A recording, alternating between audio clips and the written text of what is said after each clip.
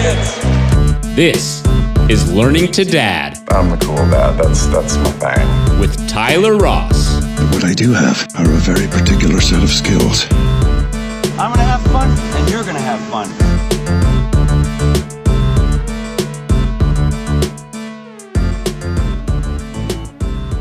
Hey, welcome to Learning to Dad with Tyler Ross. I'm Tyler Ross, and I am with Jason Doucette, my professor at Battlefield Jiu Jitsu, my friend for a long time. Yeah. We got tons of stuff we can talk about. Going to VMI, being in the construction business, opening a jiu-jitsu school, one that didn't make it and one that is making it great, one that made it through the pandemic and COVID. Wild family history, growing up in a small town that's changing. Like, we got so many things we can talk about. A bunch of stuff in common from that perspective too, with the small towns. And so first of all, thanks for having me. I really appreciate the opportunity. And we've been talking about sharing some stuff for a while, so it's good to finally get the chance to sit down. Yeah, I'm excited to have this conversation. Yeah. So let's start kind of generally with your professional arc. Like, once you graduated from VMI, like what would your career look like between there and now? Yeah, so I guess the career projection started at VMI. I'll go back a little bit. So I was third generation construction. My grandfather was a developer builder. So he would buy the land, subdivide it, get everything developed, roads in. Back then, most everything was ditch line street, right? And develop it and build the houses and sell the houses. And back then, it was the baby boomer coming back from the war, 1,000 to 1,500 square foot home. People would raise 3 to 5 kids stuffed in 3 bedrooms type One deal. bathroom, right? Yeah, exactly.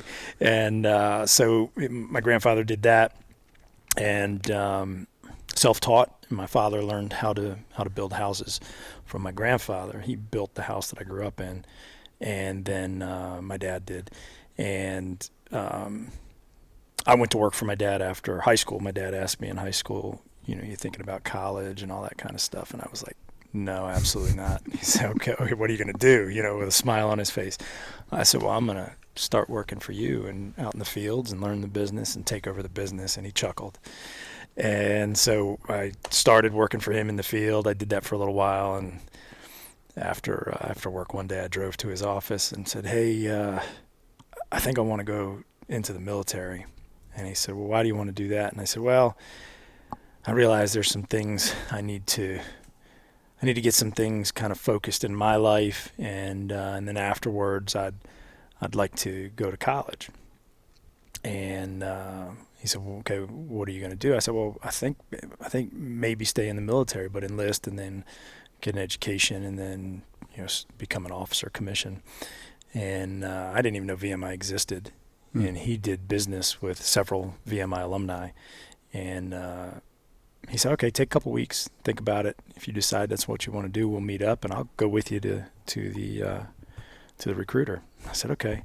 So we met up. Nothing had changed on my end, but he had, in the back of his mind from the beginning of that conversation, had planted a seed for him. And he said, what if you could get both? And I said, what do you mean both? He said, what if you could do both at the same time? What if you could get the degree, be in an environment that's helping you get focused and disciplined and things of that nature? You needed all of those things. Oh, I definitely needed all those things. I was a hard worker. I enjoyed the hard work, working out in the field for him and stuff, but it wasn't what I wanted the trajectory of my life to be. And even eventually working into I knew he was going to keep me in the field for a long time. And so kind of reflecting on that construction career path, which, tremendous respect for the people that do it in any capacity. I just decided that wasn't the trajectory I wanted my life to go. Even though I grew up around it and knew so much about it, I decided that wasn't the path that I wanted. And so the more we talked about it, I said, well, that sounds awesome. And he said, okay. So we went down and checked it out. We set up an appointment to go down. I met with a recruiting officer down there, in admissions, and introduced me to what VMI was like.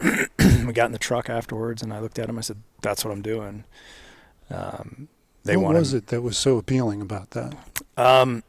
As a 18-year-old. Well, gosh, at that point in time, I was almost 20 when I showed up at I turned 21 1 month into my rat year. Oh, no kidding. Yeah, so I had 18 and 19-year-olds yelling at me when I was going through the rat line. But I like the intensity of it. I like the fact that the environment, you kind of like if you're trying to be focused on good nutrition. If you take an investment approach where you have your money automatically go into an investment, you don't see it. Like if you're, if it's coming out of your paycheck, so to speak, if you don't see that money, it goes straight into your investments. Same thing with nutrition. You don't bring that stuff home from the grocery store in your house. Then when you get the munchies, you're going to eat the healthy stuff. The environment is set up that the distractions aren't there.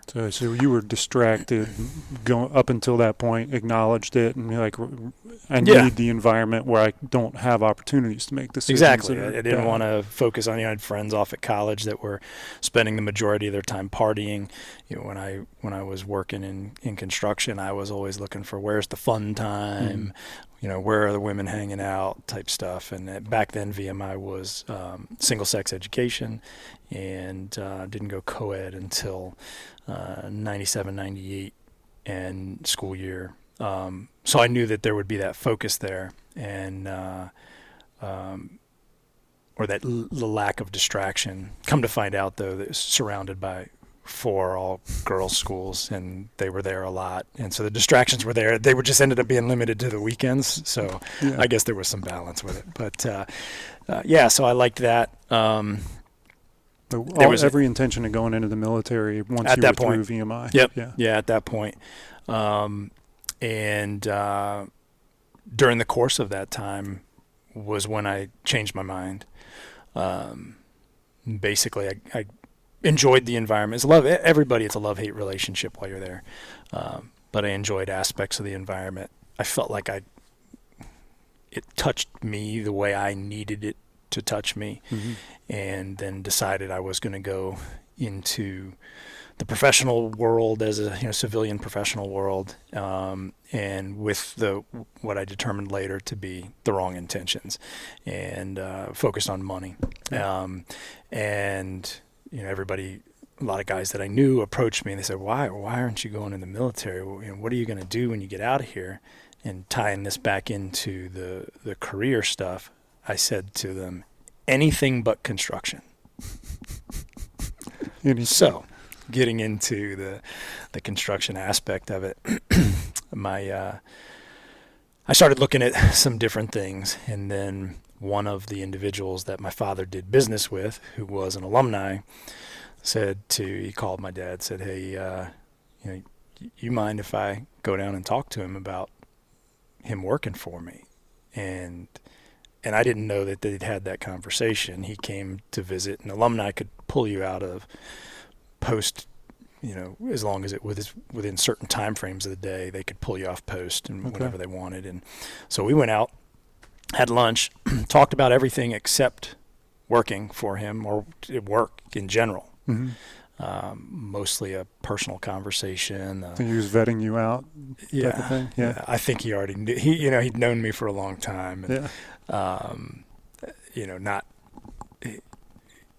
more superficially, but he'd known me for a long time. He'd seen me a lot, and here and there. And at the end of the conversation, he said, "So, you want to come work for me?"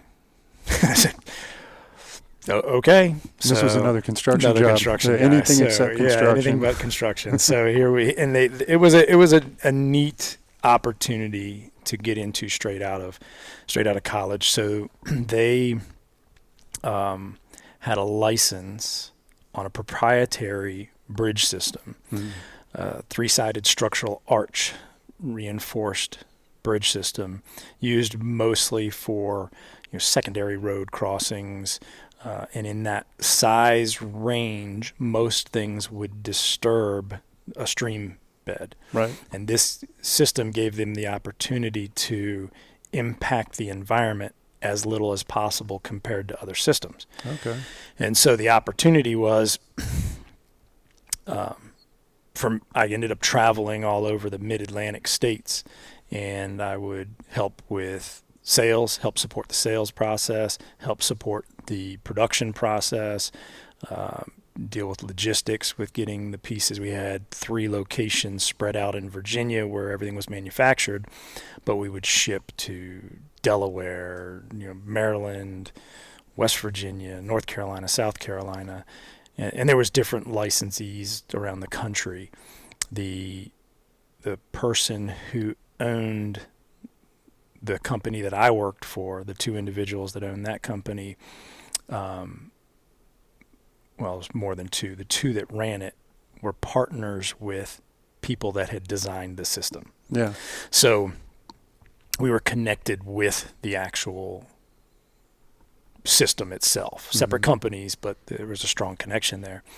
And I also, because of my construction background and the time at a young age that I'd had out in the field, I could communicate well with that half of the construction industry. Right. I was able to bridge the gap well. And so I got to travel around and, help oversee the installations and set stuff up, coordinate with the crews and the companies and the crane companies. And so there I was, older, fresh out of college compared to most people. I was 24 but pretty much on my own. Yeah. How long did you do that for? I did that. It was probably 3 years. Okay. And then Did you enjoy that generally? I enjoyed aspects of it. Yeah. I enjoyed showing up in an area, not having seen that location, quickly determining what would be logistically the best way to approach that, working with the company, working with the trucking company, getting the logistics, setting stuff up so we could be as efficient as possible, and rolling in. Nothing's there. Within a few days, something's there, and then I'm headed out to the next thing. So for somebody young like that, it wasn't a grind. Yeah. The grind was the pace and the schedule, not the day-to-day. Yeah. Constantly doing the same thing, sitting at the same desk. I was constantly on the go. I was traveling, meeting people. And because everything was close, I was traveling by car. So I got to see a lot of the mid-Atlantic states, and it was fun. That part was fun, but it was still construction. So what brought that to an end? I know this is a theme over your life. Yes. You're in construction, out, in, out. Yeah. Then I had another alumni contact me, and this one was more, professional shirt and tie, and it just seemed like, okay, I'm sick of construction. I want to head that direction. And I did. I switched over for about a year and didn't like that either. Yeah. Because then you were more, here's your office, you go in. That just doesn't suit me. There's the aspects of construction that I like, and that suits my personality well. And then there's the aspects that I don't like. And I think quickly moving into a more, I don't know if professional is the right word, right? Because you're certainly a professional no matter what you're doing in the construction industry. People become experts in one cog of that wheel breaks and the whole system breaks down. But I got into the more shirt and tie professional type thing, and quickly realized it's not for me. So do you wash out, or do you go, screw this, I don't want to do it anymore, and then go find something else, or do you just kind of let the candle fizzle and burn out? At that point in time, it was probably a combination of the two. So leaving the construction again, I probably let that burn too long. Instead of looking for something. I probably would have grinded that out some more had the other opportunity not popped up. That opportunity popped up, and I said, hey, this looks kind of cool, and then just jumped. Probably not the right approach, right? But at that point in time, I'm not really reflecting on me and what I need to learn to grow me and who I am, and I'm thinking that that's a known, not even really thinking it, right? But you're looking to see what's right instead of you knowing or determining, coming to the realization of what's right for you, and then purposely seeking those things out. Now, reflecting back, I know somebody from childhood that they knew, middle school level, high school level, that they wanted to be a dentist. They just knew it. And now reflecting back, I'm going, man, that wasn't even an inkling of a thought in my mind. And how far behind am I now in knowing me and what I want to do? And, this is years after even this next job. And but the impact of reflecting back on what that individual said about, they knew that path, and everything they did was focused on taking them in that path. And so at this point, I'm just, it's like, oh, squirrel, right? Every flash, and is that something I want to do? Is that something I want to do? So that opportunity, I'm not meant for sitting in an office. I learned that from that opportunity. And so then I'm back in construction again. So there was an opportunity to get back into construction, and but you're so far not back in the family business. You're just you're in the business the family's in, but not the family's business. So my father actually sold while I was at VMI. Okay. So that wasn't even an option anymore. So I did go back to construction, this time site construction, which was more what my father did, and became an estimator. Then from there, an operations engineer, then on to project management. And that's probably when I hit the project management level. Well, actually, operations engineering is what really kind of had the biggest impact on me from a construction perspective, and a lasting impression outside the career field for life. So you're starting to get satisfaction in your life as a result of that position? Or you're noticing you're not getting the satisfaction? It still didn't, still not 100% thrilled with construction, but I learned a tremendous amount at that operation engineering opportunity, and it was because of where we were as a company. So at that point in time, I was working for a company called American Infrastructure, and they were the 26th largest heavy civil contractor in the nation. And so they obviously had resources that other companies I'd worked for did not have, and a big part of that was training. And the operations engineering position was an efficiency position. So that kind of touched on things that I was doing when I worked for the bridge company, logistics, how we can coordinate things and plan for things to go as efficient as possible through whatever you were working on at that particular time. And I really enjoyed that. And then within that, there was an individual named Mike Caston. He's we'll call him an efficiencies expert in the construction industry, and among a very small group of people worldwide that had his kind of capabilities, and so they had hired him as an outside consultant, and he was helping the company develop the operations engineers, which were essentially internal consultants.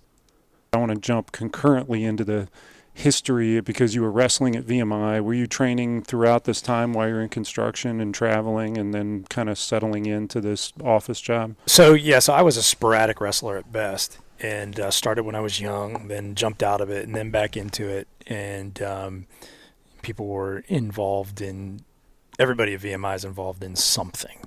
And so I was on the team my rat year, and then it eventually ended up playing rugby. But there was enough grappling background that was a reflection point with what eventually led me into jiu-jitsu. Mm-hmm. So during this period of time, I was not that early period of the career. I was not doing jiu-jitsu. So, and it was probably right around that operations engineering position that I started doing jiu-jitsu, actually.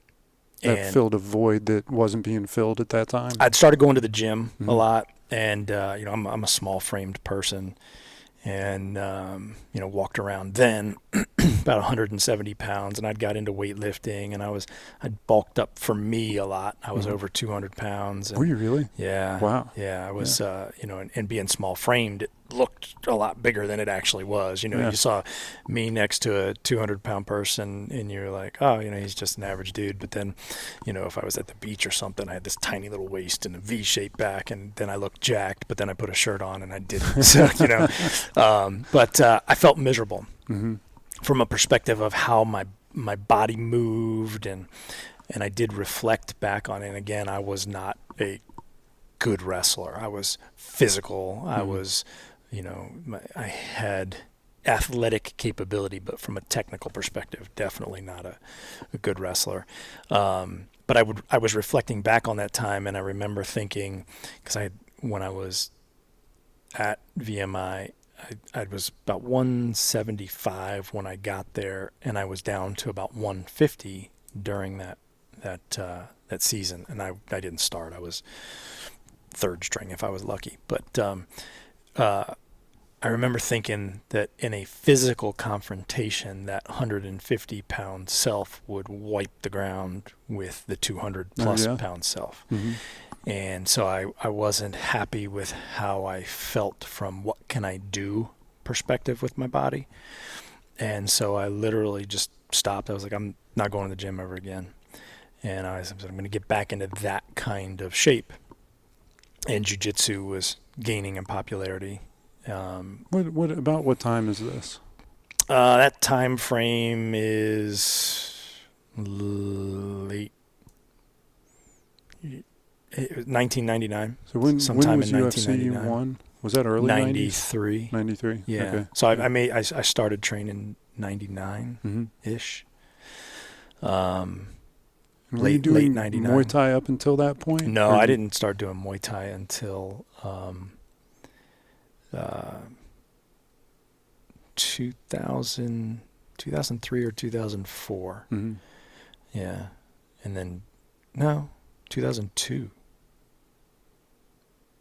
Yeah, 2002 time frame. 2002, 2003 time frame. I feel like your work life benefited from your martial arts training. Well, it depends. So and that's a good way to segue back in. So with the operations engineering position, I ended up the business unit that I was at in Virginia. They had business units in multiple states, and we did everything. The company, not our business unit, but the company did everything from major highway projects, major bridges, residential development, commercial development, not the development aspect, but the site development, the site contracting work. And we were struggling at this particular business unit. So that gentleman that they brought in, they brought him in and had him focus on our business unit for a while. So they'd taken all of us operations engineers, got us trained, and people had gone out to start actually working with the different teams to help them become more efficient. They sent him to work with our business unit because I had the training. They said, okay, from now until we say done, you're glued to his hip. So in addition to going through the, 4 months worth of training daily with him, now I'm glued to the hip of this expert and seeing how he does things and how he looks at things. And so during that time, I started helping teams, and what was going on with the teams that I was helping kind of caught the attention of the owner of the company. Mm-hmm. And next thing I know, the owner of the company's and I barely interacted with this guy. He's moving me into a project management position. Yeah, and this isn't necessarily like manifestation of your stated career goals. This is just kind of the forces of the universe funneling you towards that. Yeah. This is me blowing with the wind. Yeah. And it just so happened to, at this point in time, it was a good wind. Mm-hmm. And so I started utilizing the things that I was doing with him. I ended up glued to his hip for 11 months or so. So then when they moved me into the project management position, I started doing the things that I learned from him. Mm-hmm. He was a mentor of sorts. Yeah, and unintentional mentor, but a life-changing mentor at that. And so I started applying what I learned exactly how I learned it. And it coincided with what we were taught when he was brought in to make us all internal consultants. I just did it to the T. Yeah. And focusing less on things that would be of corporate interest and more on things that would be getting the job done interest. Mm-hmm. That kind of caught the attention of the owner of the company again. And then they wanted to implement the same stuff through all the project teams. Yeah. So then the company-wide, the 26th largest heavy civil construction company in the nation, started doing things the way that we were doing things. They ended up putting the corporate spin on stuff, but it was the same process. So I'd go into meetings with the different teams at our business unit, and if I said I needed a crew or a piece of equipment or whatever for a certain period of time, that I meant it. And so I would extend by a couple of days or done a couple of days early versus each time you're going into a scheduling meeting, well, I need them this much longer and I need them this much longer, which pushes off the other projects with accomplishment of their timelines and stuff. And so those are the types of things that started catching their attention. And then they took that process and ended up doing it company-wide. Not my process, Mike's process. That I just applied, right? So here's this guy that they hired to come in and do things. We weren't really doing it the way he said to do it. I ended up becoming this little isolated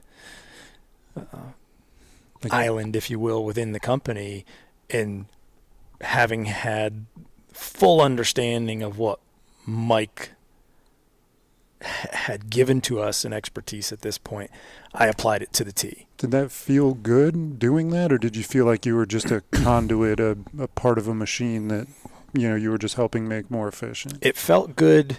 That's an excellent question. It felt good because if we tie back into areas where I enjoyed construction versus didn't enjoy construction, the areas I enjoyed construction were the get it done, see something completed. It looked one way at the beginning, looks completely different. You've built something or been a part of a team that built something.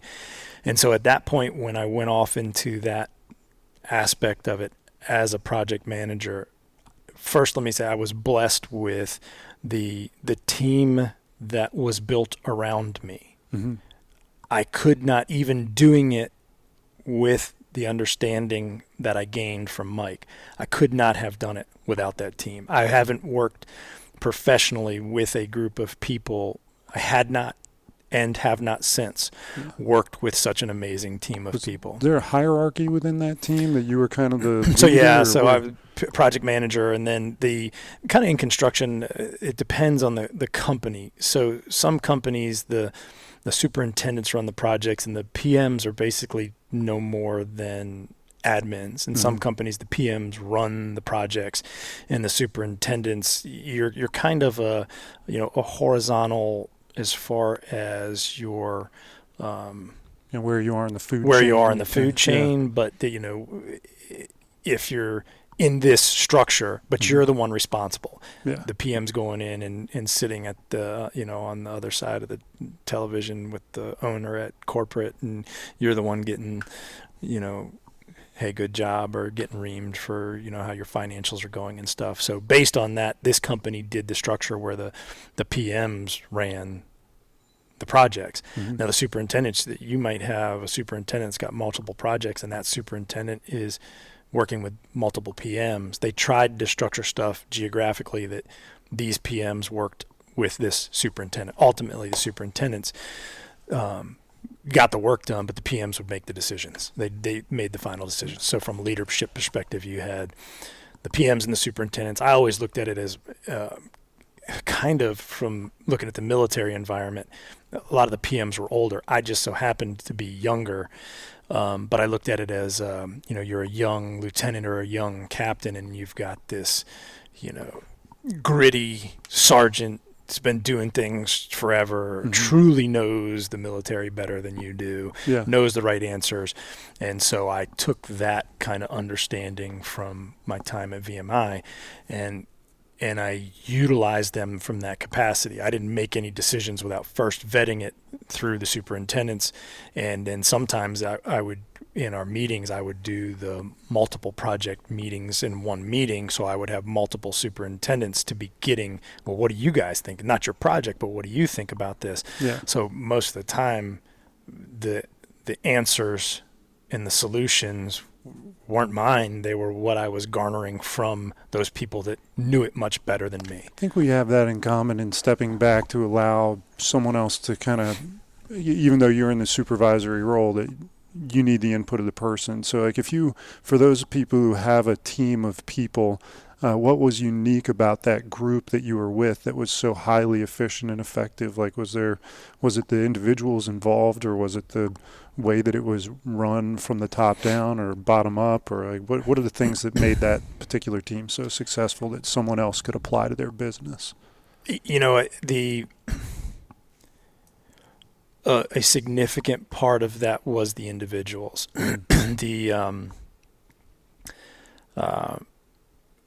I like to say that it was them. When I talk to them, they like to say, I bump into them once in a blue moon, and they like to say that it was me. I think everybody on that team was for everybody on that team. Pulling on the same rope. Yep. And, and everybody took their part and made it their part. Mm-hmm. And, so you had that commitment to each individual role that made the commitment to the whole just fall into place. Yeah. And so if I set up a system of how to track things to make them more efficient, people would just get right on board with it. And if somebody's, utilizing their expertise in their realm, mostly coming from the field in that capacity from the superintendents and the foremen, and we all saw the value in it. Nobody fought it. Mm-hmm. We just would embrace the things. But then there's sometimes, coming from any direction, we might say, well, that didn't work as well as we thought. And we very quickly would analyze it and either tweak it or move on from it to something else. It just, to answer your question, I think you have to take in from those who know their areas best. And some of it was a lot of self-awareness. Yeah, a lot of self-awareness and a lot of ego check, right? Mm-hmm. So some of it was you had these young people working for us that were fresh out of college, but technologically speaking, super advanced to what us older, and I'm saying older, but these superintendents, a lot of these guys were, 20 years older than me. And then we had these people fresh out of college who just knew they were whizzes at technology. Well, the construction industry has become very technologically advanced, how the equipment is operated. And, now you get degrees in how to run this stuff. Now it's not just a couple of handles anymore. No. It's all, there's not computers in the equipment. GPS for shooting, you'll set you'll have a point that sets your project, and then everything's done from GPS. So you have to know how to run that. So we leaned heavily on, we realized the weakness in us, and leaned on these young people that could essentially teach us. Did the larger company follow that lead? Because you had this team that was able to be nimble like that, but did the whole company see that team's success and then start behaving that same way? That's what led to it being dispersed throughout the entire company. Gotcha. Yeah. Okay. Now again, anytime something like that happens, they put the company twist on it, and I think to an extent that it's like bureaucracy at that point, and Sure. a lot of times that gets in the way of efficiency. But it definitely had an impact corporate wide. It wasn't because of us. You know, we're I'd like to pat myself on the back, but the reality is any team that had operated the way we operated as a team and embraced the information, the knowledge that we had been given. Yeah. You know, I got that knowledge. I got this team. They said, oh, yeah, that's great. We just executed, and bringing it back to jiu-jitsu. It's like I tell you guys a lot with jiu-jitsu. I didn't figure this out. I'm just listening to the guy that proved to me that it worked. Yeah. And then I do it that way. Now, there's things you tweak over time. You find cool setups and stuff like that. But for the most part, we just did what we were told. They saw the value, and then it ended up spreading throughout the entire organization. I think more than anything, you know, if I have to look back on that, it was an opportunity to demonstrate the reason why the organization hired Mike. It proved Mike right. If we have to boil it down, Mike's the brain. Yep. They saw the value in Mike, brought him in, worked at getting his way of doing things out throughout the company. Contagious. But then just the natural, our business unit struggling, Mike being assigned to the business unit, me being assigned to Mike's hip, and then getting promoted. It gave us an island to execute precisely the way he taught us to execute. Yeah. And that proved his concepts. That's the best way I can explain it. It wasn't anything special about us. So to answer your question, how could any organization do that? It's really, if you see the value in something that works, everybody has to commit to it in its purest form to see the benefit. You might say, oh, well, we tweak it a little bit this way and make it even better for what we do, but you have to give it that try. And I had a team that everybody was committed to giving it a try. If you had one or another person kind of fighting that process, it could have been completely different. So for me, I chalk it up to, I was blessed to have the opportunity to spend the time I did with Mike, and I was super blessed to have the team that just so happened to be assigned to me. Did you have to cultivate that within the team, or they were just the good fortune of the role is that you had a bunch of open-minded, self-aware people that were willing to try something new? Well, not a lot of them were open-minded at first, and some of them will tell you that, you know, a lot of times, you know, especially in construction, guys that have done things a certain way for 30 years, you come in and you tell them to start doing it different, and their initial reaction is to push back. Yeah. How do you overcome that if I'm running my business and I got a bunch of stubborn people and I'm trying to apply something new? Did you some technique or idea that you could express that would help them change their mind? So that takes me back to when I was doing the operations engineering, and two things helped me there. The commitment to the details in showing them that it was right, in showing them that it worked. And some of that was done with video.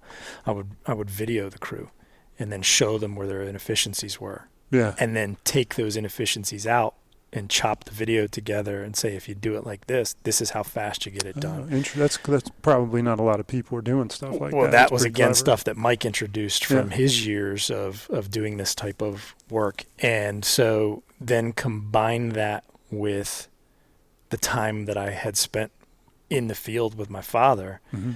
Fast forward to this point in time, some of the guys that I was standing next to in a ditch are now running their own crews. That in those years of me going off to college and then working for the bridge company and then being an estimator and then getting into that operations engineering role, I'm revisiting these guys, 15 years later, 13 to 15 years later, and now here they're foremen running their own crews. So there was already a connection to the point where they still, give me the side eye about whether it was going to work or not. But then at the end of the meeting, they go, all right, Jason, I'll give it a try. Yeah. And so a lot of it, again, a blessing there, guys that were like, that's not going to work. And then some of the guys going, all right, for you, I'll give it a try. And I think that having that ability to communicate both from a field perspective and an office perspective and bridge that gap helped me a lot. So this is about the point where you are getting married and having a kid. Close. So Yeah. Where were you in your devotion to your professional life when you met Dane's mom?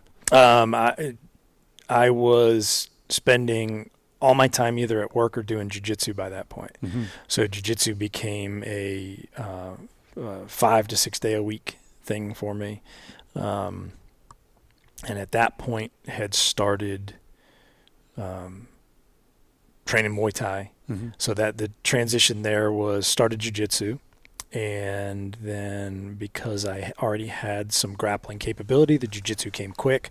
I think it was actually good. I had enough wrestling to help with jiu-jitsu, but not enough that I embraced techniques that sometimes it takes longer to embrace. As a wrestler? Yeah, because you got a wrestler's been doing it since they were 5 years old. They're super awesome. They're a 5th degree black belt if there was one, right? Yeah. And so some of those things I embraced quicker. And I think because I wasn't as good of a wrestler, but I had enough background and controlling people and stuff that it was beneficial. From there, a bunch of the guys I was training with, the instructor I was training under was an undefeated pro MMA fighter, and MMA much different back then. I remember watching videos of him with the cage. It was literally a chain link fence wrapped around, an elevated platform to the point where the chain link, it was like raw chain link, and people their foot would slip out and get hooked, and the chain link would stab into their foot, and they couldn't pull their foot back out. Yes. So he was doing it when it was really, like Fight Club style. Yeah. And so a bunch of the guys kept saying, you need to fight. And I hadn't done any striking since I was a kid, little bit of Taekwondo. And so that instructor, a gentleman by the name of Chad LeBrun, he, I don't even know how they made the connection, but he had, Ricardo, a friend of his, was coming in and teaching, and he had a significant background in Muay Thai. And then another gentleman, Doug Esposito, who trained under Doug at the time, had a Muay Thai background. And so primarily I started training under Doug with the Muay Thai, and then would supplement that with Ricardo when Chad would have him come to visit. And then a gentleman named Jeff Ruth, who's up here in Northern Virginia, who was pretty accomplished striker in his own right. And then that's what led me to MMA. And I met Dane's mom right after my fight in 2005, my first fight. So you had fights before being married and after being married? Yeah. So before being married and after being, I guess one of them was before divorce. Yeah. So a bunch of stuff kind of happened in the in between there. So went into a phase where I was competing in jiu-jitsu, some MMA, and then divorce, career change, the tank of the economy in 2000. Those years getting into this period now is that's where everything happened for me.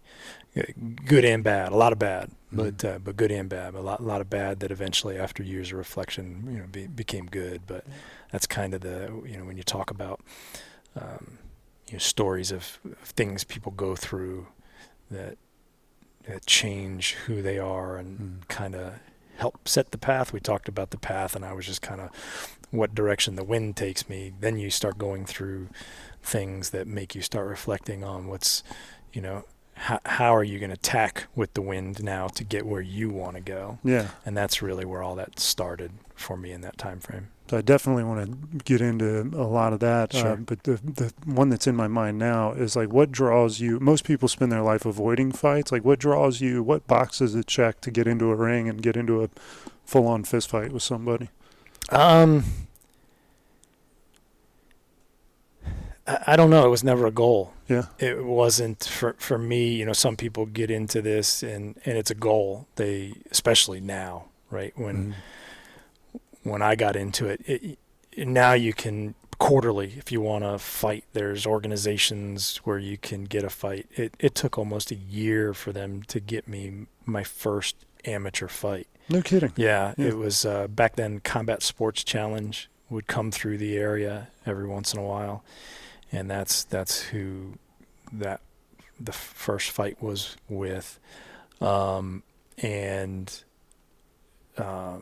Lloyd Irvin actually made the call to get me a fight.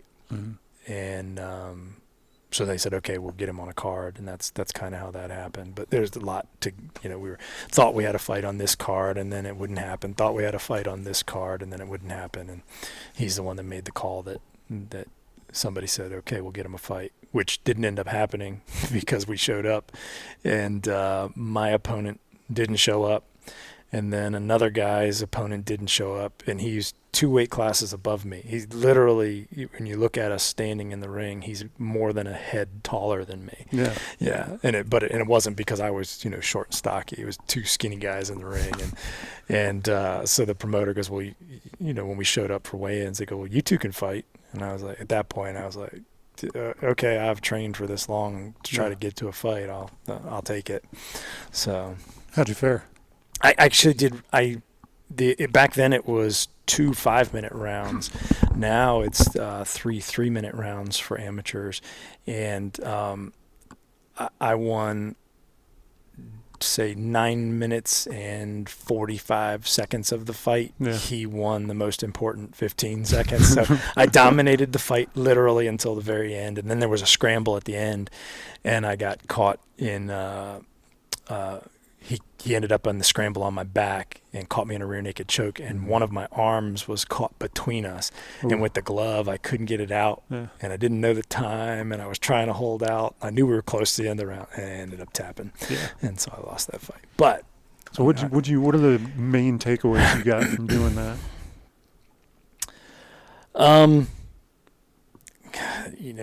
Probably an unpopular sentiment in 2021, but I think for men, for boys, probably adolescent age range, I think it's good for keeping you in check. And again, this has nothing to do with the MMA aspect of it, but I think it's good for a younger male to get punched in the face. I really do. I think that it keeps you not figuratively, just taking a close fist to the face. Taking, you take some. I think it's important to know there's repercussions for your actions, and males learn that different than females do. And while like most of us, you wish that there never has to be that. But at the same time, males, I believe, need to know their capacity to do that. And also that if we need to understand the results, positive or negative. And I think it keeps your ego in check to some extent, even if you do well. You think a lot of times as, guys think that, 10 foot tall and bulletproof, right? And this helps you, and not just, MMA, jiu-jitsu, any kind of, combative art like that. It helps you keep in perspective that you're not, There's a weird dichotomy that I'm experiencing where it's like, all right, my dentist and a sound engineer come in here and have me in a position where I'm in their complete control. I tap out and I feel better. Yeah. Like knowing that these guys can whoop me at their leisure makes me feel more confident. It's kind of bizarre in that way. It is. It gives you a measurement, and jiu-jitsu constantly gives you that measurement where you can assess, especially if it's people you train with regularly, you can assess where you are, your measuring stick to theirs. How am I progressing against that person?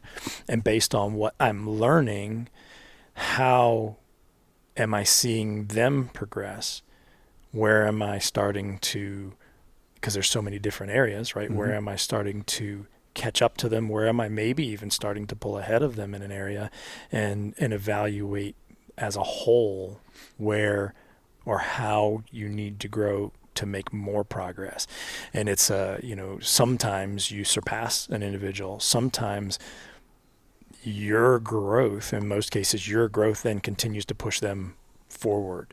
And so you do end up celebrating that. You get excited for your friend who, they catch you a bunch of times, but you get to the point where, you'll chuckle a lot of times after, I know what you were doing there, much, right? Yeah. So, and people wouldn't think that would be the case looking at it from the outside. There's a lot of talk going on around the problem with hierarchies, but in jiu-jitsu, I find that your place in the hierarchy is so clear. There's a huge amount of respect I have for it and the people that participate in it. It's, I think, not knowing where you stand is what provides people with a lot of insecurities and lack of confidence. And when you come in and, you submit one guy and you draw with somebody else and somebody else submits you, there's a clear hierarchy and you can feel fully aware of where you are, and there's something good feeling about that. Sure. Yeah. And then you can train with somebody and there's not a definitive ending. We'll use submission, for example. That person didn't submit me, but I knew they absolutely controlled me at will. And you'll reflect on that. A lot of times people, they look at the submission as the win or the loss. And then as you progress and you get better, you'll look at how somebody can completely dominate you without submitting you. And then you almost feel worse about that, right? Yeah, it's you pretty come away from humiliating. that situation going, no matter where this moved to, I had nothing. Yeah.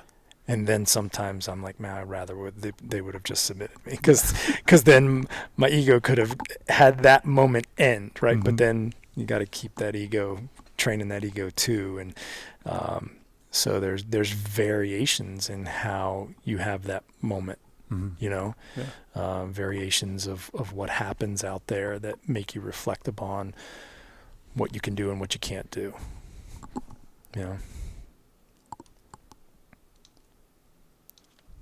Okay. I want to take a super hard pivot. Yeah, we've spent a lot of time talking about the early career stuff, and Or trying to figure out how to phrase this. I think a lot of people will get a lot of benefit out of the answer to the question I want to ask. Sure. And it's, how do you have a conversation with your child about their mom dying? That is a hard pivot, isn't it? Yeah. So, maybe give us some backstory too for people that are listening. Sure. It's not unique because people's parents die all the time when they're kids. Anybody that ever has to face that, like, sharing experiences has to be important. Sure. So Dane and Dane's mom and I met, and instantly we just got along, had a lot of fun together, and things were good. Got married, Dane was born, and then over time you'll find that maybe somebody's not right for you, and we had determined that, and went our separate ways. I'll say the long and the short of it, you could spend a lot of time hashing through various things. I think that we both had growth to do as individuals, which, there's a constant theme there. I didn't know what I wanted to do, the career-wise, things kind of long and the short of it, as I didn't really know what I needed to be looking for in a partner in life. But we both worked really hard after the fact. We did not have a positive divorce, like many people don't. But after the fact, we worked really hard to put Dane first, and that's an ebb and a flow situation, interacting with when you're co-parenting like that. How old is he now? He'll be 15 on Wednesday. So cool. Yeah. But at this age, So when we separated, he was 7 months old. Oh, wow. Okay. Yeah. 7, 8 months old. And, And then the period of time from there to the divorce was about 2 years. And then after that, we kind of slowly started, after that 2-year time frame, we slowly kind of started getting into a groove of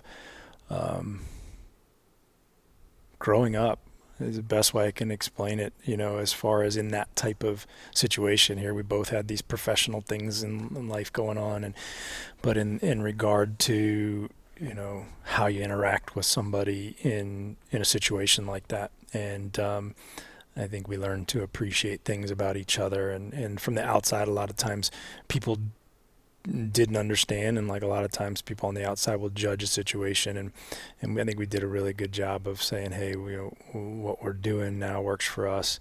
And it does not for other people to understand. And in that time period, I can say with 100% confidence that there was more time doing things and quote unquote family pictures than I see from other families. Yeah. We would, even if it was my time or her time, we would get together and do things, and we would document those things, and we would have fun. It didn't mean that she and I behind the scenes didn't have the typical struggles that co-parents often do, but from Dane's perspective, he got to see a lot of positive time together. I could sit here and I could, and some people probably say that I'm whitewashing the negative, to put a better spin on it. And, but the reality is that sometimes things are challenging. And I've had these conversations with Dane. I, kind of bounce back and forth here about his mom dying. One thing I learned from that process is the importance of being completely honest with your children. And so he knows a lot about the negative aspects of that relationship. I think there's a learning opportunity for him, and there is a cementing of that for me to go over those things from a perspective of what do I need from me and what do I need from me as far as progress and growth, right? And so, a lot of people like the water under the bridge, the water over the dam, and there's a lot of learning if you don't let that water go completely. Don't burden yourself with it, but the knowledge is there, right? And that's another thing in life I've learned is that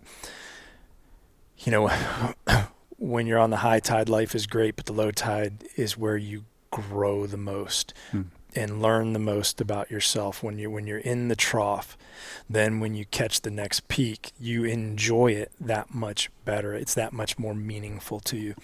So I try to, share those things with Dane, and then he has a lot of positive that he can reflect upon. So, going to the conversation, I had that conversation in February of 2012, but going back, about 4. he was five and a half, almost 5.5. Yeah. So, you have a 5-year-old son now.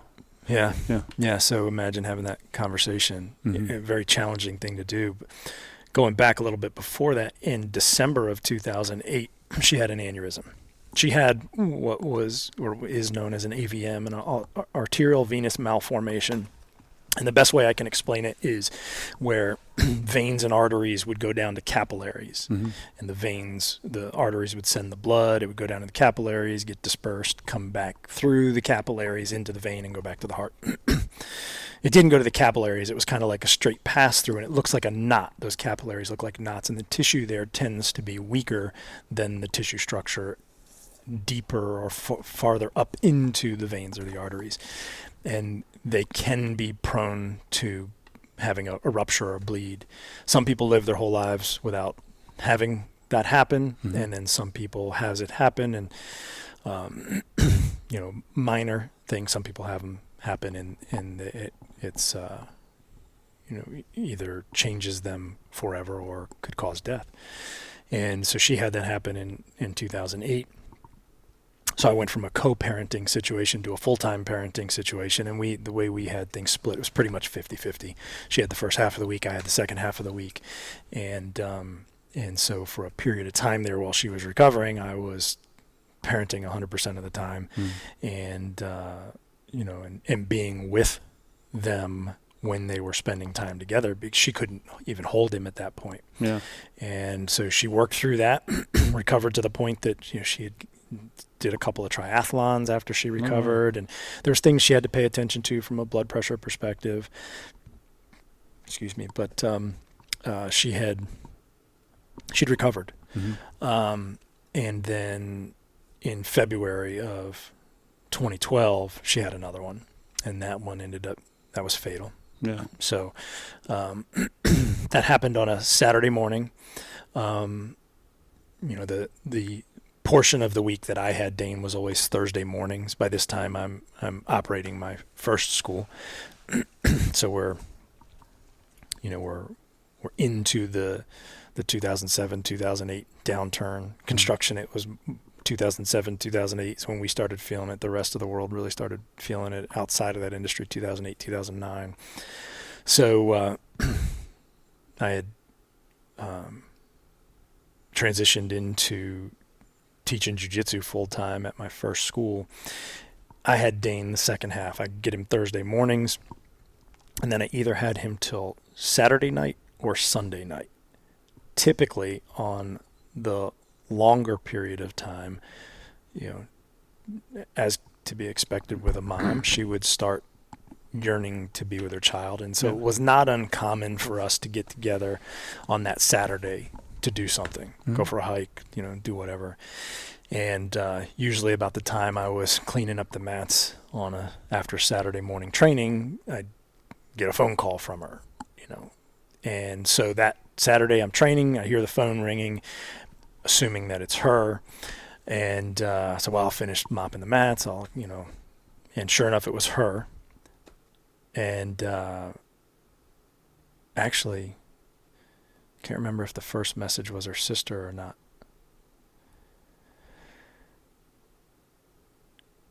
The first call was from her. The first message was from her sister. And I just knew. And then before I talked to anybody, I just started driving to the hospital. And she had another bleed. And by the time I got to the hospital, she could barely see me. I was standing there and holding her hand. She's holding my hand, and she couldn't see me well. So it was starting to impact, a lot of the functions of her body.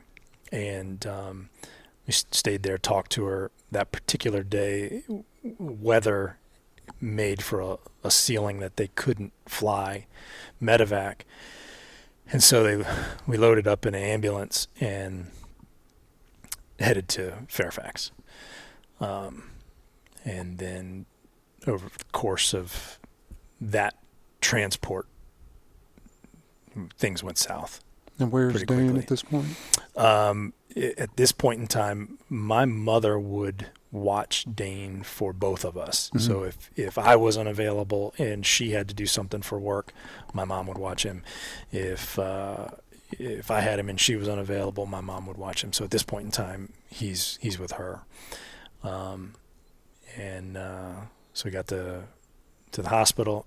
I rode in the ambulance. I don't even know how I got back to my vehicle, but somehow I ended up back at my vehicle, spending the next several days at the hospital. And to get to the point of having the conversation, once somebody gets to a point where they're intubated, there's a period of time, if in that situation, it was evaluating whether she was brain dead or not. They have to go through a period of time when there's a bleed.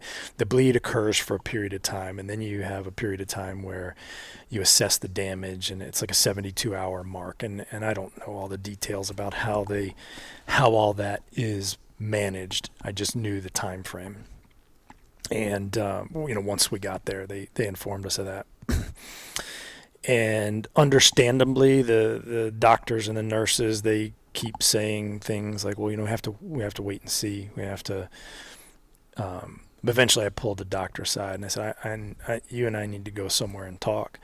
And I said to him,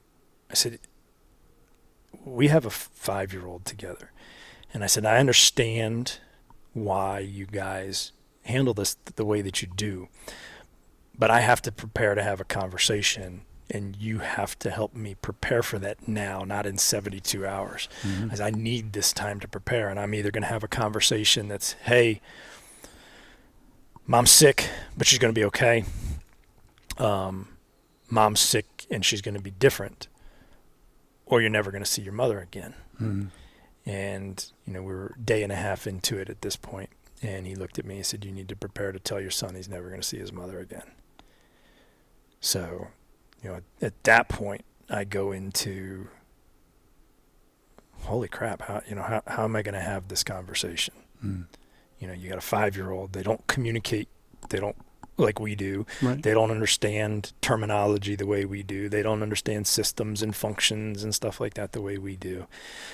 And I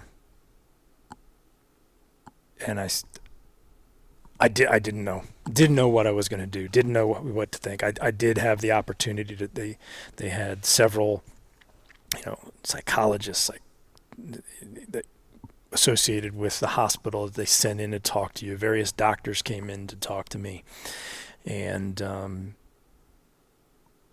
couple of things kind of rang true through that, and did afterwards too, which we can get into with people that I knew that suddenly came out of the woodwork that had lost a parent that I never knew.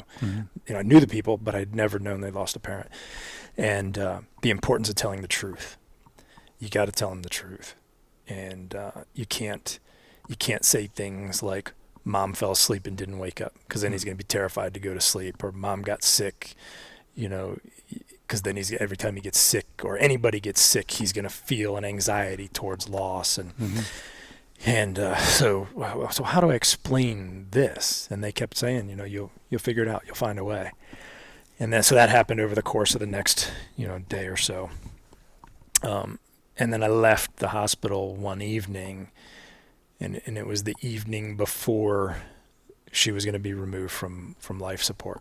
And something just hit me that I had to have the conversation before that. And the family, her family had decided that was going to be the option. And I still, when I left the hospital, had no clue. And you're talking a 45-minute ride back to the house to get to him. And I literally, I prayed the entire drive. And when I pulled in the driveway, still had no clue how I was going to present that to him. And walked in the house, got him, went off to a room where I could sit and talk with him, and told him, hey, he hadn't asked. It was weird because he would ask regularly on his time with me to talk to his mom, or if he was with his mom, he would ask to talk to me. And so we did a lot of phone calls every day. There was phone calls back and forth to spend time, so he could get a chance to talk to the other person. And I kept, because I was at the hospital so long, I kept asking my mom, is he asking about her? Is he asking me? She's like, no, it's weird. He hasn't asked one time. And the second I walked through the door, knowing I was going home to talk to him about this, literally the second he put eyes on me, he wanted to talk about his mom. Yeah. And so I said, well, buddy, let's go over here. I want to talk about mom. And that's when we got to that point, it just came out, to the people that were there later said to me, how did you do that? How did you how did you know what to say? And to this day, I don't remember most of it. But they said it flowed through like I had prepared for it. And the only way that I can explain it to myself is though I was saying it, it wasn't me saying it. That I will always believe that was a divine intervention in my life to go through it so fluently, to go through it so concisely in explaining things, and they said that you'd come up with ways to explain it to him, and he was always playing with hoses, right? A lot of kids like to play with the hose. Mm-hmm. And so when it got to the point of, and this is deeper into the conversation with him, but when it got to the point of how to explain it, this wasn't that night. When he would ask, I just used hoses. You like to play with hoses, and sometimes a hose can have a weak spot and pop, and you get a bubble and you show him on a hose where there was a bubble and this pops, the water comes out, and then I was able to explain to him that blood in the body is good when it's in the places where it's supposed to be, and bad where it's in places where it's not supposed to be. And so he understood, and when he would tell the story later, or we would talk about it, he would, and he did even in early in his school days, would explain to people that the hoses in his mom's head popped. Yeah. Yeah. So he understood, he grasped the concept. But basically I pulled him aside and I told him that his mom died, and he was never going to see his mom again. And at first I think he thought I was kidding. Mm-hmm. And then he looked at me and saw my face, and then he just melted. Yeah. Yeah. It was tough. And he collapsed into me for a long period of time, sobbing. There's some other things that I said in explaining to him that that she had died and he wasn't going to see her, and he collapsed, and he must have sobbed for 5 minutes or so, and then when he popped up, his first thing was his dog. Somebody had been watching his dog, and he wanted to go get his dog and bring his dog home, and so we did that. But I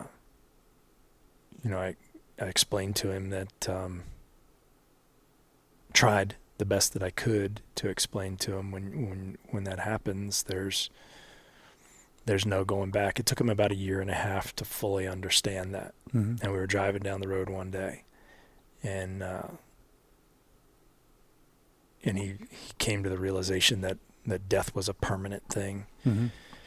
I pulled over the side of the road, and it was like reliving that day from his perspective. He crawled out of his car seat, climbed up into the front of the vehicle, and collapsed onto my lap and just sobbed. And we sat there on the side of the road for probably, at least 20 minutes. So that for him it was multiple steps. Mm-hmm. And that held true to things that the doctors and the psychologist said that you're going to have opportunity to have this conversation multiple times because he's a child. Right.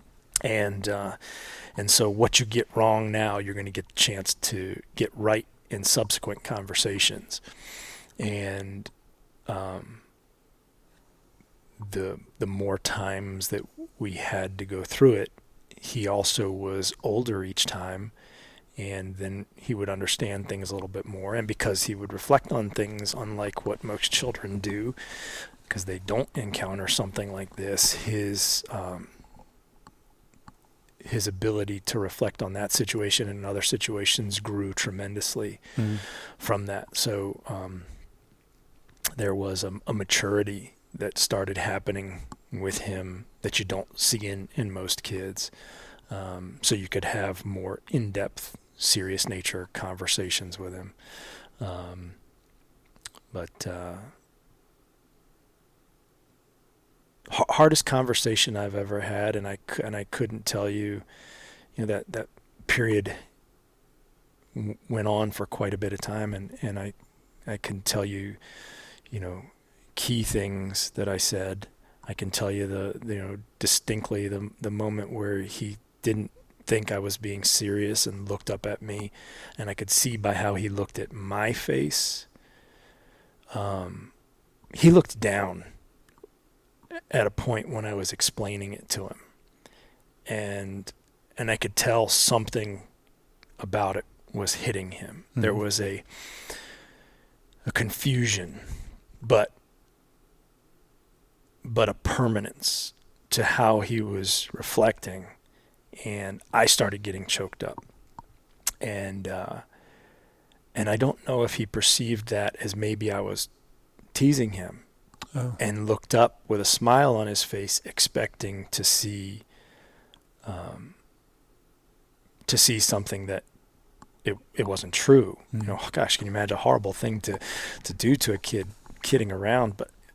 But then reflecting on that situation, I can sit back and think to myself, if I was a kid, horrible thing to have occur to me, but man, what a relief if it was, right? Yeah. And then when he looked up at me and saw that I was choked up, that's when it hit him, and that's when he lost it.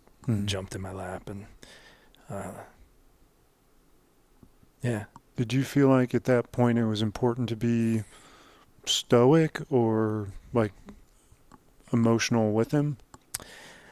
Honestly, that thought never went through my mind.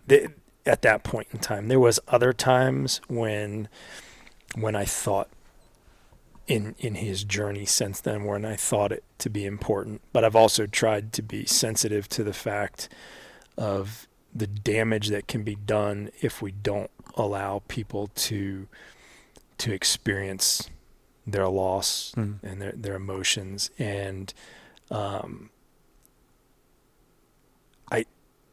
knowing what that meant for him, and then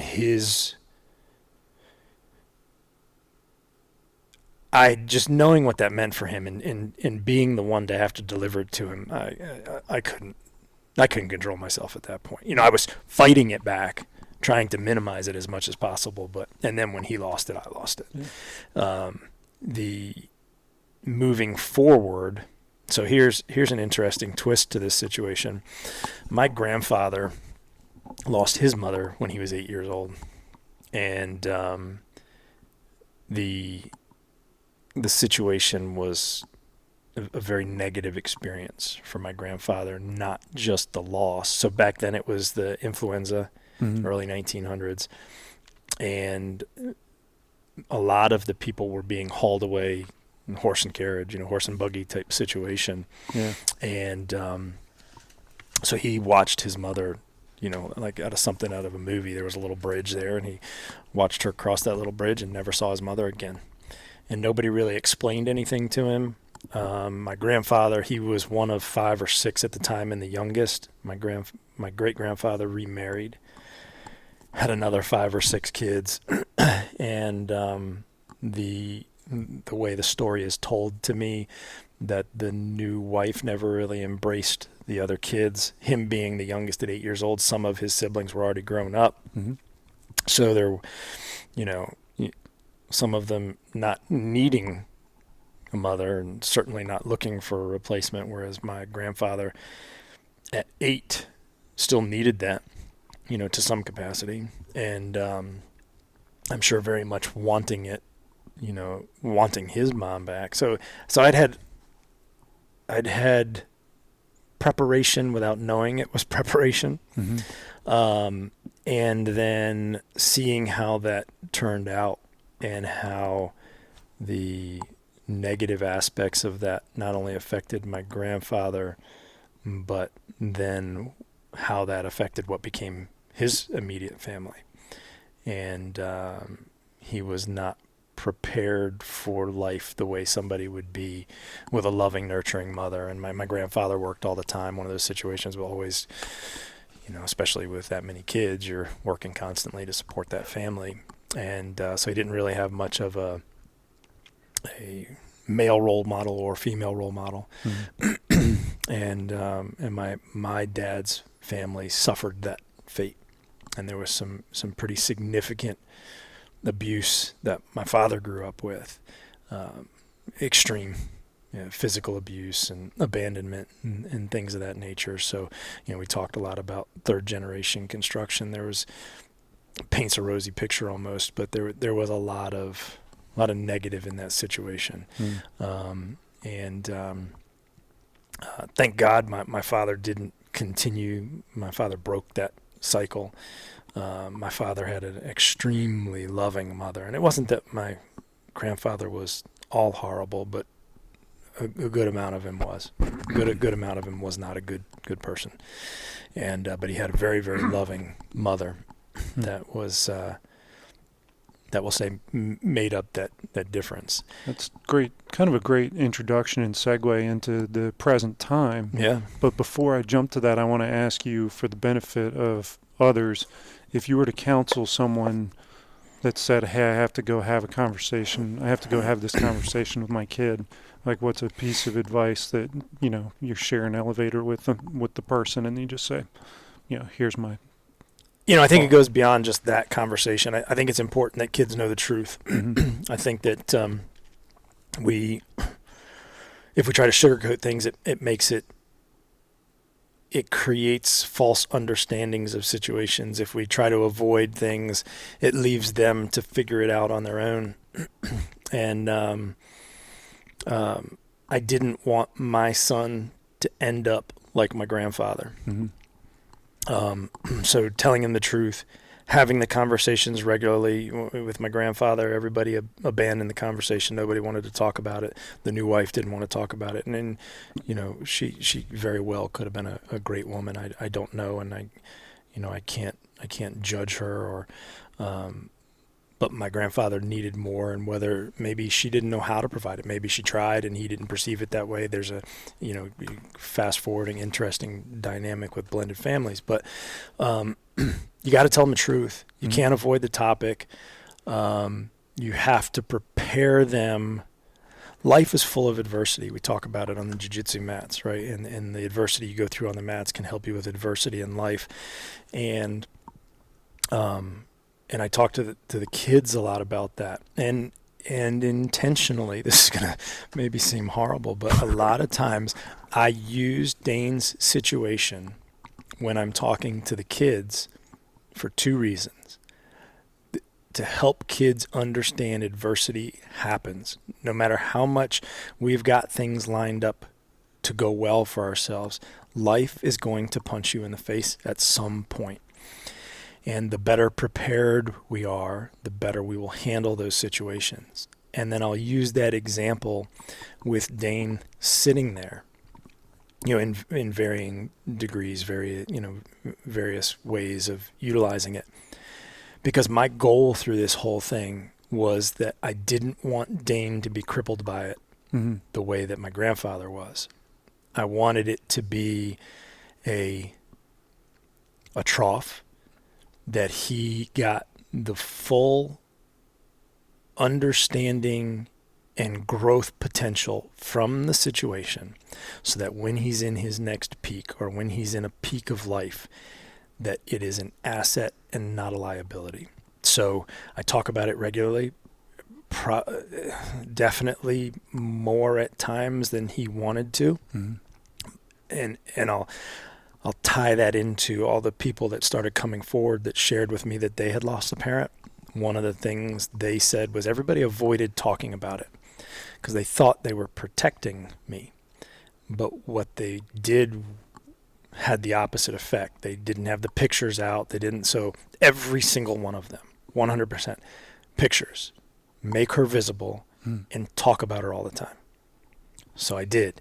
And the best way to explain it was I wanted Dane to get to the point where figuratively he had a scrapbook on a shelf, and when the emotions came to him that he wanted to experience that, dive into it at that moment, that he could, that it could be positive, negative, happy, sad, whatever it was, live in that moment. And then when he was ready, close it, put it back on the shelf, knowing that it was always going to be there for him and that he could move on it from it at that moment and get back into what he's doing in life and not have it be something that he needed a crutch in some capacity to help him carry on. I wanted it to be at a young age, however we could accomplish it at a young age, when an adult rationalizes about losing a parent. The pain isn't gone, but you can rationalize it. You can stop, have your moment, and then after that moment's gone, we're back into our day-to-day life because we have to, right? We have to move forward. So talk about her a lot. Got pictures all over his room of her.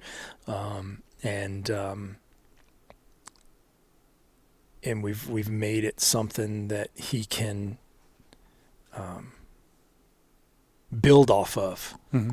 And it doesn't mean that there won't be times of weakness because of the emotional aspect of it, but we've given him experiences and helped him build resources that he can take that and make it a catalyst. And now it's a thing where he'll help other kids who, and it might not even be the loss of a parent, but they're dealing with some kind of struggle. And I will say to him, hey, we've got this kid dealing with this thing. You think you can? And he's so empathetic to people's struggles. And because he's, I'm not going to say he doesn't struggle, but he's at a point where he's got a healthy relationship with it. Mm-hmm. He does a really good job of helping other people with the challenges that they're going through. And he doesn't get wrapped up in it because he's not wrapped up in his own. Mm-hmm. You know what I mean? Yeah. He's able to touch on in little ways to, he'll show a kid that's, excuse me, insecure or something, and he'll show them a way to, that there's somebody to talk to. And if a kid is needing somebody to show a little support in them, he'll do it, but not too much. Yeah. It's like he's almost like, you're going back to that bookshelf thing. You need a little time, but mm-hmm. you don't let it, you don't immerse yourself in it and stay there. Mm-hmm. So he'll check on the kids and then go about his thing. And I can see him looking to see how they're doing and stuff. And so I think thus far we've turned a negative into something that will give him a foundation and strength for his life. Yeah. You can never turn that into a positive. There are things that he utilizes his maturity from that situation in positive ways, but we've helped him turn it into part of his foundations mm-hmm. in life. Well, so now you guys seem to be in a wonderful place with your family. Amy, her son, your son, mm-hmm. and then Autumn together. Any advice to anyone who is introducing their children to the concept of a blended family or a new maternal figure? Another jiu-jitsu analogy. I know enough to know that I don't know everything. Right. So I've been doing jiu-jitsu a long time now, and the deeper I get into it, the more I realize that I still have so much to learn. And I would say the same about a blended family. And one of the things that I'm my older brother's guardian. I have an older brother who's extremely mentally handicapped, and I watched the struggles that my parents went through, and families go through hardships and things, and one of the things that my parents would always say to me is that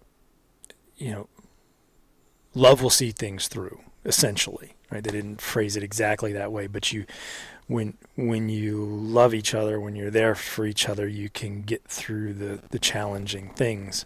Blended families are challenging, right? And we have certainly not been what you see in other families, but I love my wife. We love the kids. The being for each other helps you get through those challenging times. You have different parents and somewhat different parenting styles because you've had time with your child mm-hmm. and coming up with your ways of doing things, and the other person's had time with their child coming up with ways of doing things that works for them, and now all of a sudden we're blending that together. And it's not just the parents looking at each other going, well, I kind of do it this way. The kids are also looking at you confused, right? Yeah. Well, I'm used to this. So there's a period of transition there where you have to say, well, the affection for each other is you keep that love and commitment there, and you find the way.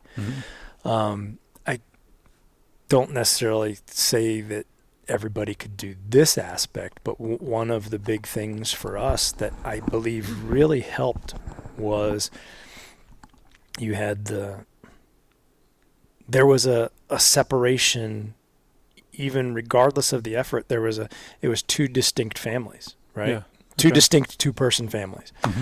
And then Autumn coming along made a connection to everybody. Yeah. It's Amy's biological daughter, my biological daughter, Dane's biological sister, Colson's biological sister, and that really anchored everybody together. Yeah. It is now a family that is completely tied together in some way, and I think that helped. Like, kind of, you can't really do that Creates if you a got permanency. It did. Yeah. It really did. I think anybody who's been in a relationship can say that relationships are hard. My father said at my sister's wedding that when he gave his little father of the bride speech, that people change, and you have to be prepared to fall in love with that person every time they change. And about every 5 years, you're going to be looking at a different person. And he reflected that story to the growth of him and my mom and the challenges that they've been through, and how they committed to always loving each other. And as they grew and became, they met, I think my mom was 14. They started dating when she was, they're at high school. No kidding. And been together 55 years. Married 55 years, been together for 60 years. And so there's, if you stay committed to that capacity, I'm not trying to say that everybody needs to put up with certain things that aren't good, but life's challenging. You're going to face adversity. Marriages face adversity. Families face adversity. And if you lead with that love, a lot of times the answers reveal themselves. The solutions reveal themselves. And sometimes that takes time. Sometimes that's right away. So my advice to people in blending a family is, don't get so hung up on perfection. If you know that's where you want to be, it's challenging enough for two people. It's challenging enough for two people, the husband and the wife. And now you've got these additional personalities that don't have the advantage of starting from day one and learning and growing within that dynamic of how you two set it up. So now you're trying to create that dynamic that fits more personalities and adapt to a way that fits more personalities. And I think if you look at each person with that type of affection, you'll find the way. And that way might change in a week's time. You might come to the realization that, man, I need to change me here and now for this aspect to take us another step forward. And it's steps a lot of times. It's not, there's no distinct, if you do X, you'll get the result Y. You look at more that approach of you becoming a new and different person every day. You don't see it on a daily basis, but 5 years from now, you see it. Yeah. And so if you're committed to constantly looking for the things that you love and appreciate about that person in a relationship, in some cases, you can continue to grow and fall in love with that person over and over again until you hit that 55, 60-year mark, right? And same holds true with the kids. And, we've had to, Amy and I have had to look at things from a perspective of a father typically takes a certain type of approach with kids, and a mother takes another approach. And one, it feels more natural to the person, but it also, in addition to that role as the person, it doesn't necessarily feel natural doing that with somebody else's child. Right. Sure. So you have to then find the way to to do that with that child. And that only comes from the action of doing. With your child, it's natural, right? And there's always exceptions, right? Not every person that has a child has the same, but the majority of people, you hold your own child in your arms, and that instant you change. That very first child that you hold in your arms, you're changed as a person, especially as a man, especially with a daughter, right? We both have daughters. Yeah. I changed in a different way when Autumn was born than I did when Dane was born. Well, when it's somebody else's child, that's one of the reasons that we require our kids' coaches to have children of their own, because you change in how you look at all children, but it's still not the same as you do with your biological child. So in a blending family perspective, the emotion, the desire is there automatically.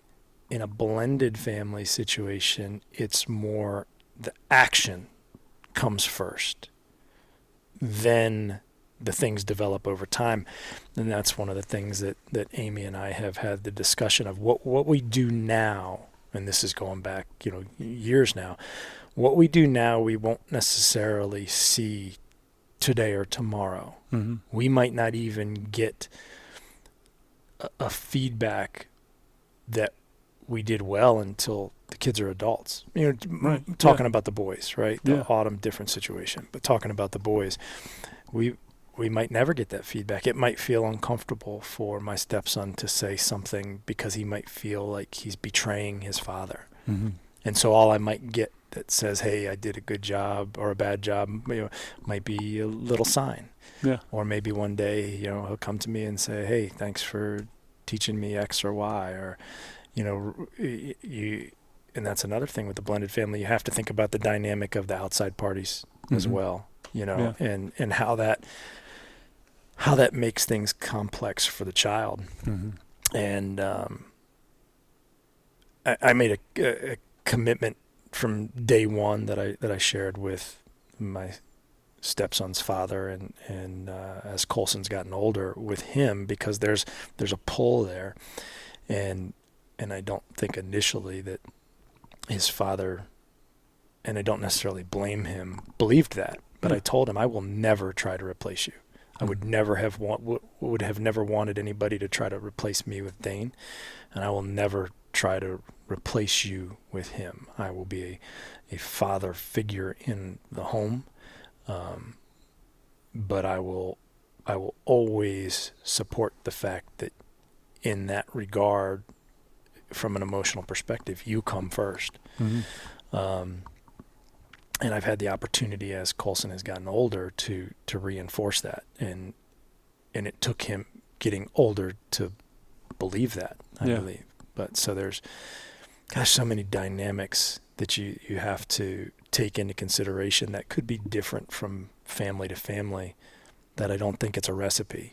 I think it's I think you have, they always talk about how great chefs, they generally know what they're going to do, but they don't have a recipe, right? There's this art, there's this sprinkle magic. It's not a tablespoon, it's a sprinkle, it's a pinch, it's not a... Sure. Yeah.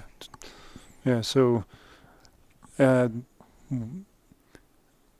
my wife and I made a big step forward when we both gave each other 100% benefit of the doubt. Like, whatever I said, however you took it, once you start taking it the way that I mean it, which is with love and patience and, then suddenly the conversation becomes productive. So do you feel like as a stepfather, your role is to kind of earn the benefit of the doubt so that your stepson, or in another circumstance, stepdaughter, understands that what you said is born out of a desire to be of value to that child?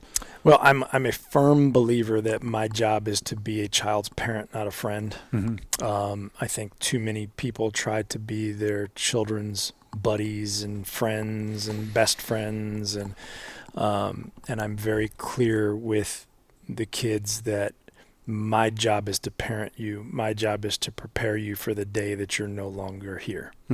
Yeah. You know, you're on your own. You're doing it your way and on your own. It's easy to not do that. Oh, very easy, Yeah. right? And I think another thing that helped cement that for me was Dane's loss. Mm-hmm. And I have to make sure that he's as prepared as I can have him at any given day, because at any given day I might not be here for him also. Mm-hmm. So everything for me was a reflection of, and this was always, and still to this day, stressful for me. How do I have him as prepared as he can be at 8 years old? How do I have him as prepared as he can be at 12 years old? How do I have him as prepared as he can be at 16 years old? Or, pick any random age in the event that I might not no longer be there for him. Do you feel like that deprives him of childhood in any way? To some degree, I believe it does. But there's, when you look back on your life and you see different friends who have either had or not had childhood, I can find examples of what we as a society consider success in every one of them. Sure. Yeah. And so, Elon Musk is pretty popular these days, and I don't know the full details of the story. I've only, touched on bits and pieces of it on, social media and stuff. It doesn't sound like he had the greatest childhood with his father. Mm-hmm. But look what he's become. Yeah. So and then you look historically back, and childhood being this magical period of time, I think is a lot of adult reflection back on how we viewed the world as children, and none of us want that to get cut short, right? Yeah. And we all spend time trying to get back to that, but the reality of life is it's going to punch you in the face, right? Yeah. And as we talked about earlier. And that happens to everybody at different times. Some people it won't happen until a decent amount into adulthood. Mm-hmm. Some people it happens, when they're a child. And it could be a loss of a parent. It could be a child suffering through leukemia. Maybe the parents did everything they could so that child had that magical childhood, and completely out of their control, their child gets cancer. Sure. How do you protect that innocence in that situation? You're incapable of it. So you have to then say, with what we have here and now, how do we make sure that we're building foundations of success? Mm-hmm. And I think that is so different in so many different situations that we are all left with a doing the best we can at the moment. And as long as we're steering the ship from the right perspective, the course isn't necessarily always important. Yeah. Could we steer the wrong direction and end up in a little bit of a storm that we could have avoided had we known? Yeah. Sure. But we know the storms are coming. Mm-hmm. If there was a right way, there'd be a handbook and everyone would read it, and then everything would be done and over. Yeah. Yeah.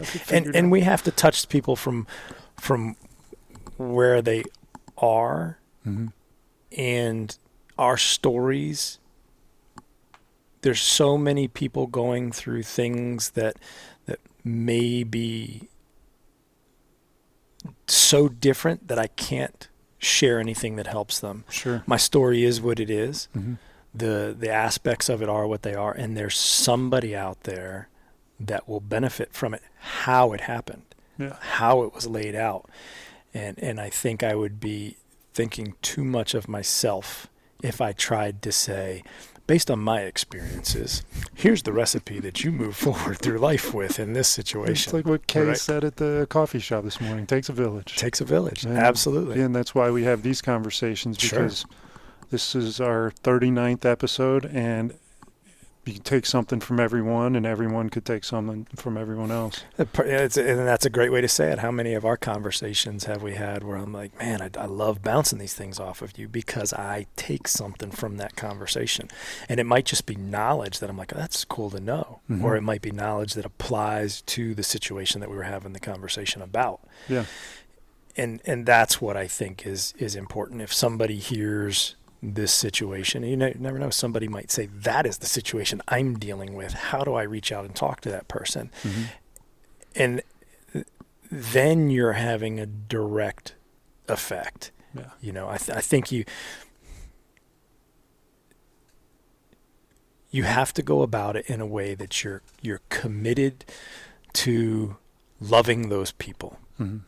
And that comes from me. Yeah. Right? It's my action. It's my action in loving those people, and I'm not always going to be perfect with it, right? How many times and I'll say this because this is going to be on record, 99.999% of the time it's my fault, right? Mm-hmm. Yeah. In my marriage. Yeah. And that just hopefully just got me really good brownie points with my wife. So, but you're going to be wrong. They're going to be wrong. If everybody's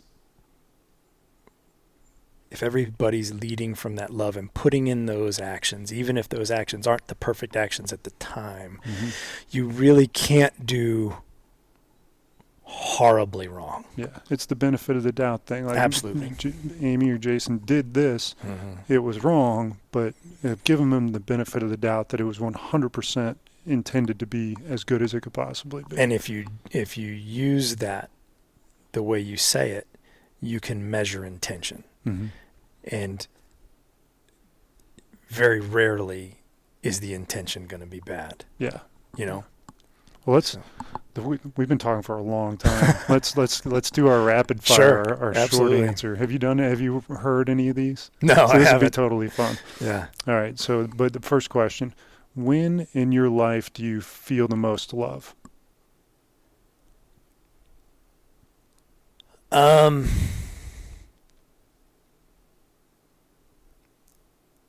When in my life do I feel the most love? For me, the hugs. Yeah. That's the, you know, I can come up with examples of times where I've been in a situation and I can see somebody observing it and looking at how they're viewing me and say that person loves me. Or on the flip side, if I'm, you know, watching Dane and I'm experiencing love from the perspective of giving it, you know, in something that he's doing, or, you know, looking at my wife in a certain way. But it's at the moment where that physical connection happens. And it's different types of love, right? The way you love your children, the way you love your wife, the way you love your friends. And I think that, you know, jiu-jitsu people, we're always hugging each other. And from somebody outside, it's got to be weird, right? Yeah. You're constantly hugging each other. It's one of all my the time. favorite parts. It's one of my favorite parts too, you Yeah. know, and I think that, you know, and there's a love aspect. You develop an affection for the people that you're on the mats with. And at that moment, you're giving of yourself and making yourself vulnerable at the same time. And it's really hard to fake the hug. Now, and that's different than the bro hug, right? You got people out hanging out, do the bro hugs. This is different. And I think that's really where you feel it. Awesome. What's a gift? Money's no object. Time is no object. What's a gift that you would give to every dad on the planet? Every dad should experience or have this gift. Having a daughter, hands down. And it doesn't, you know, in my whole life, if there's one thing I wanted was a family above everything else. I wanted a family and I wanted to be a father and I wanted a whole bunch of kids, and that didn't happen for me in the sense of being a dad. I've got a ton of kids with the academy that I'm able to interact with and be involved in their life in some way and watch them grow. But you really think about yourself as a male when you hold your daughter for the first time and you realize that this is the life that you have to protect. What are three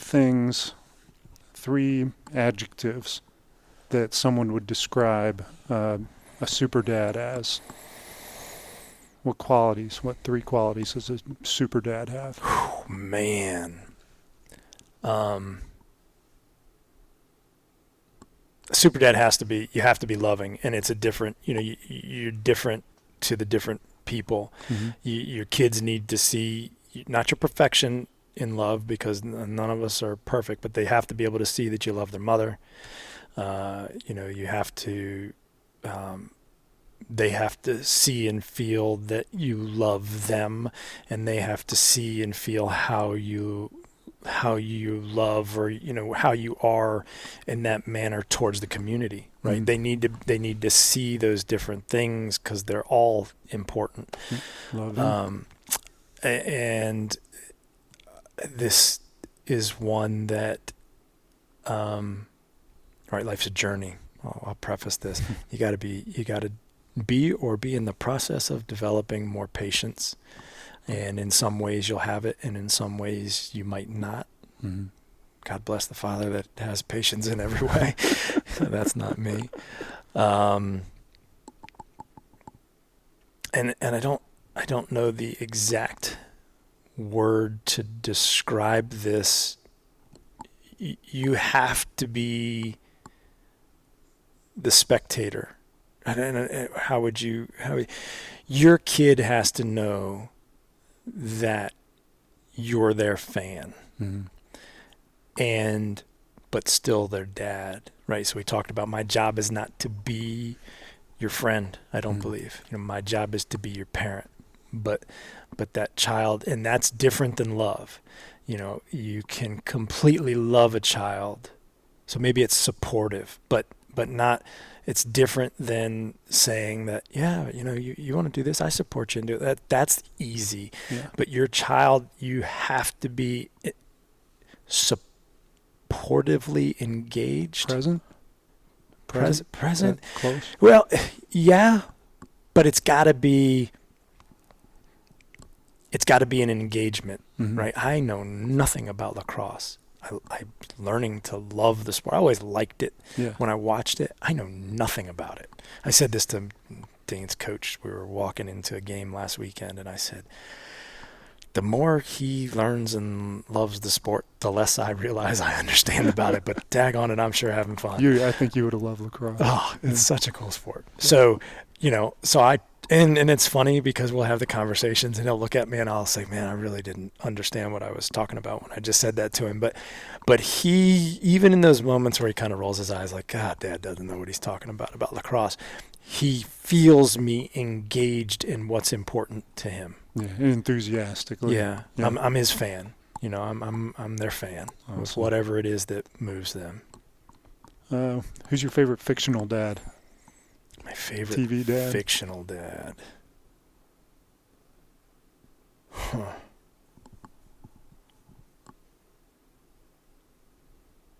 Can't be Bill Cosby. No, it's not. And that's funny.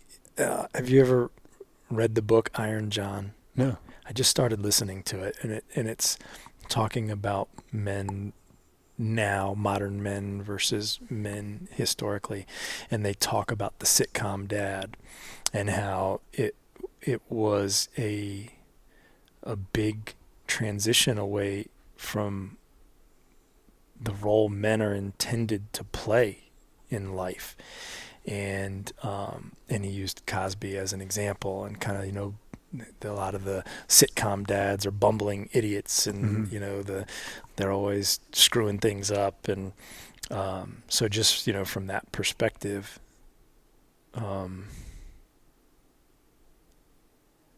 can think of more what I would say would be male role models.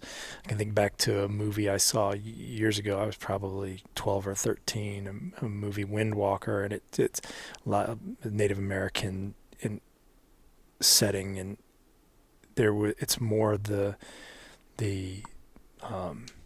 how the male role model figure helps in the growth of another male. So I wouldn't say it's specifically like, hey, this is the dad, but you can see the same thing in Dances with Wolves, where he bonds with what becomes his wife's, with his father-in-law, and how he grows from that. So I can think of a slew of examples of how the male role model helps the male grow. Mm-hmm. And that's a lot about what that book talks about. How the male role models, how the males in a group, we call it a tribe, or how that influences helps grow. Iron John. Iron John. Yeah, it's a pretty cool book so far. The billboard question.